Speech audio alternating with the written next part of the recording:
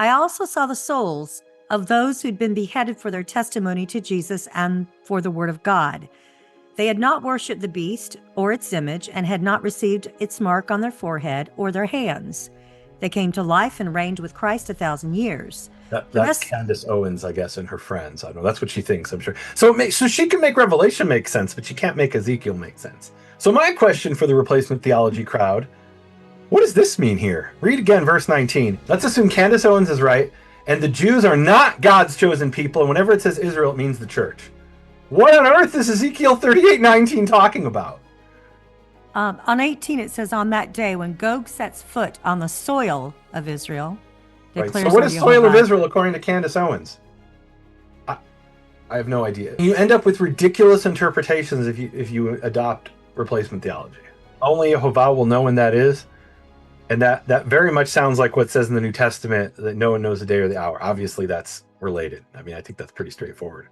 There's going to be something in the future. So Nehemia, it's time to publish a book and give the exact date in the year 2026 so we can maximize sales. And we're going to say the exact date. And if that goes wrong, we'll just write another book and nobody will remember. It's fine. It's okay. We'll make it so vague that it doesn't hurt future sales. Okay, go on. All right. Nobody knows the day or the hour. Nobody knows. Only Yehovah. Now, I mean, the New Testament says not even the Son. That's interesting. Oh, this is one of my favorite verses. V'haya Yehovah lemelech al kol haaretz, and Yehovah will be king over the entire earth. Bayom hahu, on that day, Yehiyeh, and here we have a little bit of a play on words. Yehiyeh, he will be, right, which is related to the name. Yehiyeh Yehovah echad. Yehovah will be one. They translate that there will be one Yehovah. Yehovah will be one. Ushemo echad, and his name will be one, which is really interesting. Because that implies up until that day, there will be a multiplication. What does that mean? What does it mean to multiply Yehovah? I don't know. We could do a whole teaching on that. But what it probably means is there'll be people who identify Yehovah as more than one. The people being described in Ezekiel, they've developed horses that a man can ride with full armor on the horse, and they grow up on the horses, and they invented stirrups. Right? So they can literally, they like sleep on the horse. They like know how to like, they're really horse folk. They're like Walker, Texas Ranger. What's that guy's name who plays that? You know who I'm talking about? What's that guy's name, Nelson? Chuck Norris! There's like jokes about like, T-Rex is fighting Chuck Norris and Chuck Norris wins and things like that. All right, anyway. How will this really play out? Obviously not the way that the scroll of Zerubbabel described it, but I don't actually know. And I think we have to be really careful by stringing together these prophecies. I tried to do some of it here, but how will it play out? I don't know. I know it will come. I know for sure it'll be after there's a long period of peace. How is it in 1058 they read the scroll of Zerubbabel and said, oh, that's now? There hadn't been any peace. They were conquered by foreigners.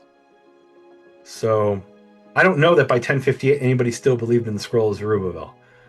I don't know. It's interesting. They found a piece of it in the Cairo Geniza. And what was it doing in the Geniza? Well, somebody had probably read it and said, that's garbage. Let's put it in the Geniza. I think that's probably what happened. I want to end with a prayer. Yehovah Avinu Shabbat Shamayim, Yehovah our Father in heaven, I am so thankful to you that you have moved through your spirit the leaders to protect those who love you and call on your name, and those who seek you and don't know your name, but millions of people around the world turn to you whether they understand who you are or not. And those people were in peril.